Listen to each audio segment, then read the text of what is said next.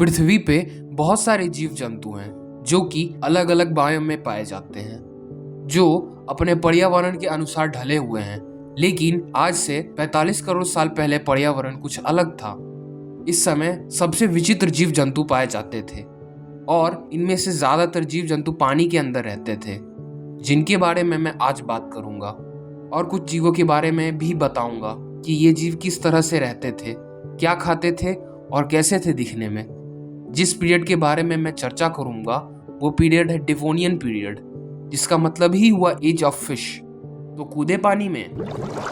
सबसे पहला जो क्रिएचर है वो है इरिप्ट्रिड, जिन्हें आम भाषा में सी स्कॉर्पियन बोला जाता है, जो कि आर्थ्रोपॉड कहलाते हैं, यानी कि जिसमें आज के कीड़े मकोड़े, बिच्छू, क्रस्टेशियन, जिसमें क्रैब और लॉबस्टर आते हैं। आर्थ्रोपॉड लार्जेस्ट ग्रुप का हिस्सा है, जिन्होंने 80% हिस्सा ले रखा है पूरे एनिमल स्पीशीज का। उसी ग्रुप में ये सी स्कॉर्पियन आते हैं। सी स्कॉर्पियन एक एक्सटिंक्ट आर्थ्रोपॉड ग्रुप है जो कि 46.7 करोड़ साल से 25.7 करोड़ साल पहले तक रहते थे। इन्हें लार्जेस्ट आर्थ्रोपॉड ग्रुप में डाला जाता है, जो कि कभी तैरे थे समुद्रों में। जीकेलॉप्टेरिस एक इन्हीं का स्पीशीज था, जिनका साइज 2.5 मीटर तक का था। लेकिन ज्यादातर इनके स्पीशीज में किसी का साइज 20 सेंटीमीटर से ज्यादा नहीं होता था। इनका बॉडी 2 हिस्सों में बटा हुआ होता था, जिसमें से आगे का हिस्सा होता था इनका हेड, जिसे प्रोसोमा बोलते थे। 12 सेगमेंटेड पेट का हिस्सा, जिसे ओपिस्थोसोमा बोलते थे, और लास्ट में एक टेल। इनके पास 6 अपेंडेजेस होते थे, 2 चूटे जिनसे ये खाते थे और चौड़े पैडल जैसे पैर जिनसे ये पानी में तैर सकते थे। ज्यादातर सी स्कॉर्पियन समुद्र में ही रहते थे। आगे चल के इनमें से कुछ स्पीशीज नमकीन पानी और मीठे पानी में रहने लगे थे। ये खाने में इनवर्टिब्रेट्स को खाते थे, जैसे कि mollusc, crustacean, trilobite. Early fish में एगनाथा, जो कि जॉलेस फिश होते थे, और इनके फॉसिल ये भी बताते हैं कि ये कैनिमल्स थे, यानी कि ये अपने से छोटे सी स्कॉर्पियन को खा लेते थे। नेक्स्ट है एमोनोइडिया, एक सब क्लास विलुप्त पानी में रहने वाले सेफलोपोड मॉलिस्क के, जिसमें आज के ऑक्टोपस और स्क्विड आते हैं। और ये करीब 30 करोड़ साल तक पृथ्वी पर राज किए। ये आज के मॉडर्न ऑक्टोपस के ज्यादा क्लोज हैं, ना कि स्क्विड के।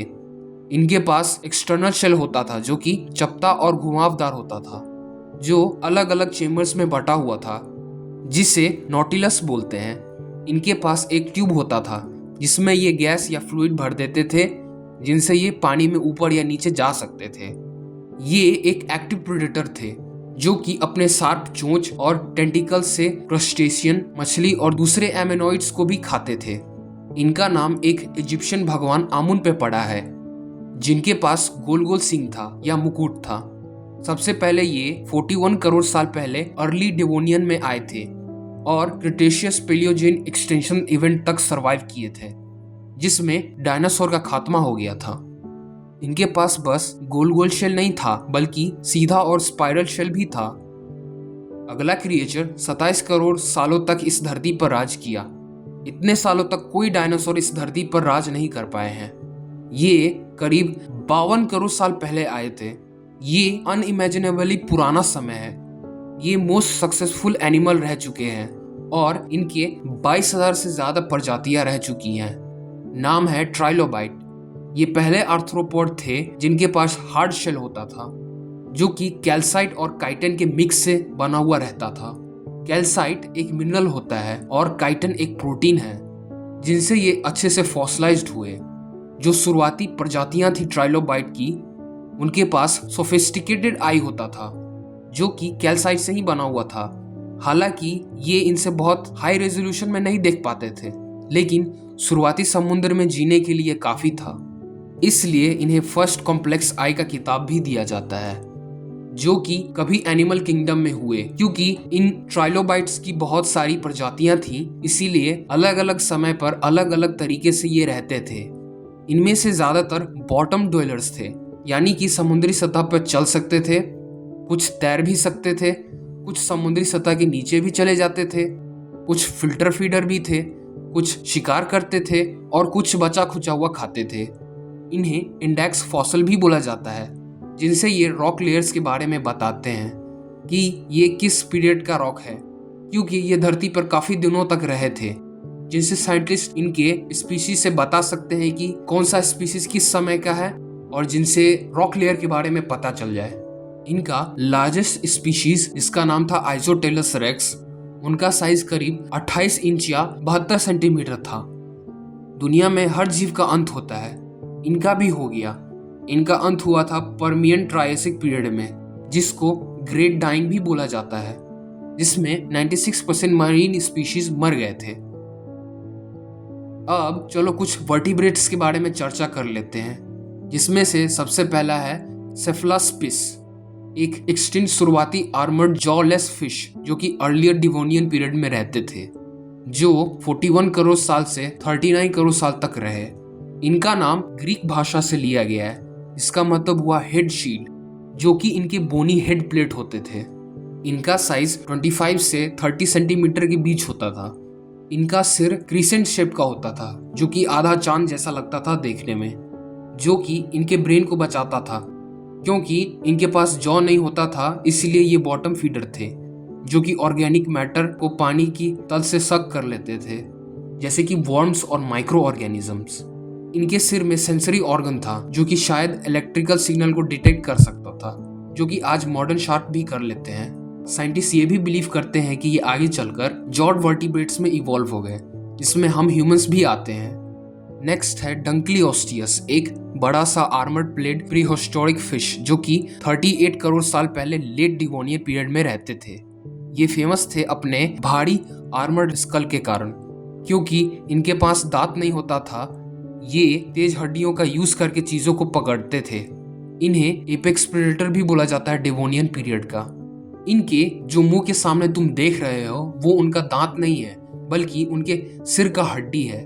इनके पास one of the most powerful bite था, यानी कि ये 6000 न्यूटन से 7400 न्यूटन तक का बाइट फोर्स जनरेट करते थे। अगर तुम्हारे अनुमान के लिए बता दूं तो एक ह्यूमन का फीमर सिर्फ 4000 न्यूटन में ही टूट जाता है।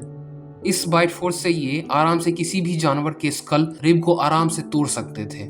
हालांकि रिसर्च में ये माना जाता था कि इनका साइज 30 फीट तक का होगा, लेकिन नए रिसर्च में ये पता चला है कि इनका साइज 11 से 13 फीट या 4 मीटर तक का होगा, जो कि कहीं से भी छोटा नहीं है। इनके हेड और थोरैक्स में इंटरलॉकिंग बोन था, जो कि बस फॉसिलाइज हुआ। ये खाने में शुरुआती शार्क दूसरे आर्मर्ड फिश को खाते थे, और कुछ तो अपने जैसे को भी खा लेते थे। इनका मुंह मात्र 20 मिलीसेकंड में ही खुल जाता था। अगर कंपेयर किया जाए तो हम इंसानों को बस पलक झपकाने में ही 400 मिलीसेकंड लग जाता है। यही कारण है कि इनके इतने स्पीड में मुंह खोलने से एक पावरफुल वैक्यूम जनरेट होता था, जिनसे ये अनफॉर्चुनेट प्रे को अपने मुंह में ले लेते थे और झट से बंद कर लेते थे अपना मुंह। इन बेचारे मछलियों को बचने का कोई भी चांस नहीं मिलता था। इसका नाम डेविड डंकली पे पड़ा था, जो कि एक क्यूरेटर था Cleveland museum of natural history का। ये आज के नॉर्थ अमेरिका, यूरोप और नॉर्थ अफ्रीका में पाए जाते थे। लास्ट है तिकतालिक, जिसका मतलब होता है मीठे पानी की बड़ी मछली, जो एक 37.5 करोड़ साल पुराना फिश पॉड है, जो कि फिश और 4 पैरों पे चलने वाले जानवरों के बीच में संबंध को बताता है। इनके फॉसल 2004 में कैनेडियन आर्कटिक में मिले थे। ये बताते हैं कि कैसे फिश पानी से निकलकर जमीन पर आए और जमीन पर रहने वाले जानवर को शुरू किए, जिसमें हम ह्यूमंस भी आते हैं। इनके पास फिश के तरह स्केल्स, गिल्स और फिन्स थे, जिनसे ये पानी में तैर सकते थे, और इनके पास 4 पैरों पे चलने वाले जानवरों की तरह भी कैरेक्टरिस्टिक थे। 2 आंख सिर के डायरेक्टली ऊपर, गर्दन जो घूम सकता था, और मजबूत रीढ़ की हड्डी, जिनसे इनको पानी के बाहर चलने में आसानी हो। और इनके पास यूनिक फिश पॉड फिन्स थे, जिसके अंदर शुरुआती कंधा, कोहनी, कलाई की हड्डी होते थे, जिनसे ये पानी के बाहर चल या रेंग सकते थे। क्योंकि ये एक टेट्रापॉड है जिनके पास 4 पैर होती थी, तो इसी कारण से ये हम ह्यूमंस के डायरेक्ट एंसेस्टर हुए और सभी दूसरे जानवरों के जो कि जमीन पर चल सकते हैं। ये साइज में काफी बड़े थे और एपेक्स प्रेडेटर कहलाते थे अपने समय के। इनका साइज 2.75 मीटर्स तक का होता था, जो कि 9 फीट है, और इनका वजन करीब 135 किलो तक का होता था। जिस पीरियड के बारे में मैंने आज एक्सप्लेन किया वो पीरियड था डेवोनियन पीरियड, जो कि 41.9 करोड़ साल से 35.9 करोड़ साल तक चला, जिसे फेमसली बोला जाता है एजेस ऑफ फिश। इस समय बड़े जंगलों की शुरुआत हो रही थी। पेड़ पौधे अपने लिए जड़ और तने को इवॉल्व कर चुके थे, जैसे कि आर्कियोटेरिस, जो कि आज के पेड़ पौधों की तरह लंबे लंबे होते थे। इस समय का वातावरण गर्म और सूखा था और पानी का स्तर आज से ज्यादा था। अगर तुम्हें इस जर्नी में मजा आया तो इस वीडियो को लाइक कर देना। मिलते हैं अगले वीडियो में। बाय।